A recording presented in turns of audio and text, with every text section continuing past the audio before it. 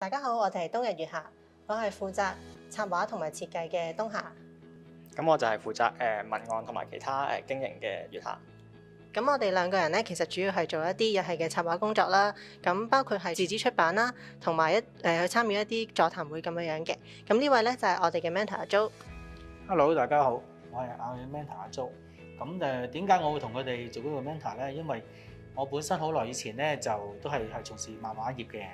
咁所以咧呢度嘅主辦單位話，有一隊人你應該可以做佢哋 mentor 或者傾下偈啦，或者其實喺佢哋身上咧我都了解多而家新嘅年青人咧嘅諗法。咁我哋取名冬日月下嘅原因係因為其實冬日月下拆翻開就係冬夏同日月啦，咁即係代表住一年四季同埋一日24小時咁樣，就希望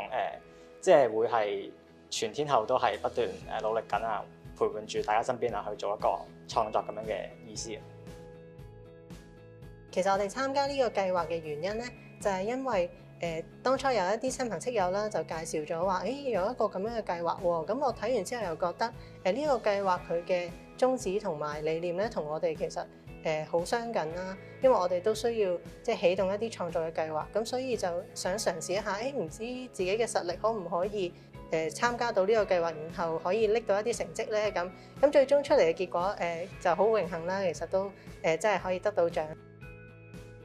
我哋本身嘅夢想計劃咧係分成3個部分啦，咁其中一個部分就係進行一個繪本嘅創作，咁就希望可以用一個日系插畫嘅風格咧去出版一本面向大眾嘅讀物嘅。咁我哋目前為止，因為大家都知道可能一啲疫情嘅狀況啦，我哋都計劃係有少少延遲嘅，但係我哋亦都係踏實咁樣進行緊。我哋嘅創作，例如話係插圖嘅繪製啦，同埋小説嘅創作咁樣嘅。另外咧，我哋仲有其中一部分嘅夢想計劃咧，就係希望可以進行一啲座談會，去向公眾介紹日系插畫。咁呢一部分我哋亦都同咗各個唔同嘅機構啦，都已經有一啲接洽。咁之前亦都進行過一啲 pilot scheme 咧，就去做一啲初步嘅座談會咁樣嘅。咁跟住落嚟，我哋都希望可以同佢哋更加深入咁合作啦，去舉辦一啲更加大型嘅活動咁樣。咁首先會有一個朦朧嘅故事方向先啦，例如話你會決定咗一個 happy end 嘅故事先嘅。咁跟住你就要去構思角色啦。咁你首先會構思一個角色嘅一個性格係一個關鍵字先，例如話佢係一個堅強嘅女仔，咁你就將一個堅強嘅女仔放入嗰個故事度，然之後去營造翻一個立體少少嘅性格，都係喺呢個過程度嚟溝通啦，得出翻一個角色嘅最終模樣，即係你哋會見到嘅一張圖片啊，或者係一個人物設定咁樣啦。咁但係呢個過程就唔係話我 pass 俾佢，然之後一個單向嘅過程嚟嘅。咁其實可能文字黨見完呢個冬夏張圖個樣之後咧，我哋又會對我個設定啊有翻少少 feedback 咁樣，咁我哋就會係不斷修改翻一個合作嘅過程咁樣。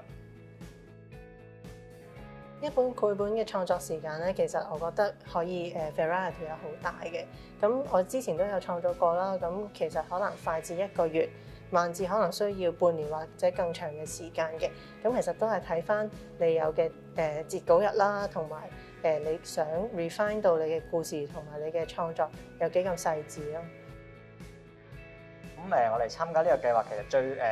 大嘅得着係可以識到好多唔同嘅人啦，會有好多嚟自唔同界別嘅講者，例如演藝界啊，或者話係event 搞手啊嘅一啲佢哋嘅真係喺創作路上嘅經驗分享啦，就可以俾我哋知道喺創作路上我哋就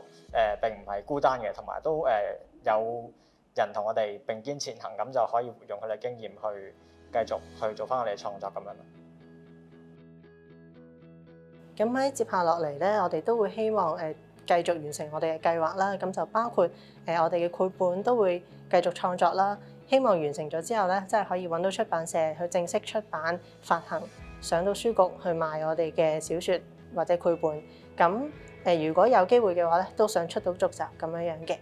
咁另外一方面咧，就係座談會嗰一邊，我哋之前都提過，可能同其他嘅主辦單位都有一啲合作啦。咁希望嚟緊落嚟嘅時間，可以同佢哋有更加多嘅合作機會。咁舉辦一啲更加大型嘅展覽會或者係座談會咁樣樣嘅。係啊，呢個咧咁我哋就其實同佢哋相識有個緣分嚟嘅，因為我之前都係年青嘅時候都係畫漫畫去揾食，咁就本身我都係畫漫畫同水彩啦。咁佢哋就我遇見佢哋咧，我覺得佢哋仲係有一個好好嘅理想，即係呢個時候如果仲有年青人喺自己青春上邊喺自己理想上面燃燒呢樣嘢咧，我覺得係 OK 嘅，應該係支持嘅，同埋佢哋嘅諗法好好。即係一個加入啲新嘅元素，唔似以前我哋啲單一嘅打鬥漫畫。咁佢哋應該向呢個方向發展，我覺得係一個好嘅方向。不過多啲香港製造嘅方向題材又更加好，我覺得係希望你哋嘅 team 咧，去將呢個香港漫畫界重新再燃點翻。有冇晒？咁都多謝周老師俾呢個獎我哋啦。咁嚟緊我哋都會繼續努力，朝住我哋呢個夢想嘅路上繼續奮鬥。